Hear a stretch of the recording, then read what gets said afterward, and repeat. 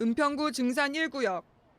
뉴타운 지역으로 선정됐던 이곳은 지난 5월 뉴타운 지정이 해제됐습니다.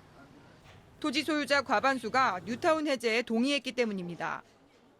하지만 이곳은 뉴타운 해지 이후 아무런 조치도 없이 예전 모습을 그대로 유지하고 있습니다. 기분 나쁘죠?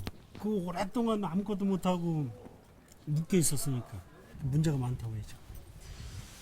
그러니까 해제는 해제인데 대책도 없이 그냥 해제를 지금 시켜놓은 상태가 됐죠.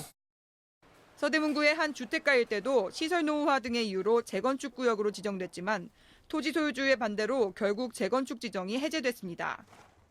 하지만 재건축 구역이 해제된 이후 별다른 관리 방안이 수립되지 않자 이곳엔 다세대 주택 건축 허가가 나 현재 신축 빌라가 무작위로 들어서고 있습니다.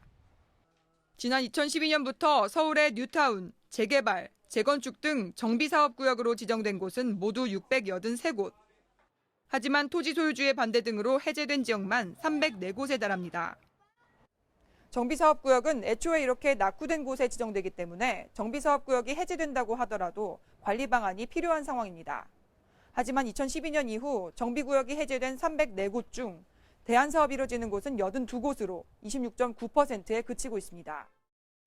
해제 지역을 대상으로 한 관리 방안 마련이 지연되면서 빌라가 개별적으로 건립되는가 하면 최근에는 지역주택 조합사업까지 가세하면서 난개발 우려가 더욱 커지고 있습니다. 짬새 있는 도시를 만들어 보자 뭐 이런 뜻에서 재건축 재개발을 시작했는데 그런 계획이 없이 해제를 해버리면 난개발이 된다는 거죠. 또 무작위로 개발이 되면서 주민들에게 꼭 필요한 공동시설이나 기반시설 마련이 더욱 힘들어진다는 지적도 있습니다.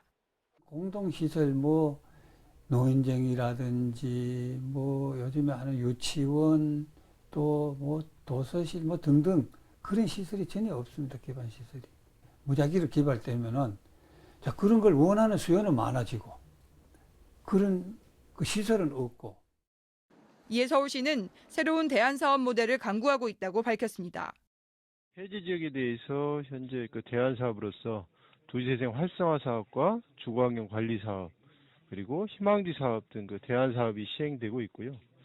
향후에 리모델링 활성화 구역을 검토를 해서 그 재생이 활성화되도록 추진하고자 합니다.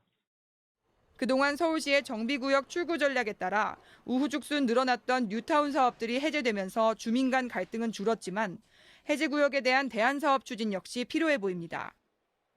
TBS 문숙희입니다.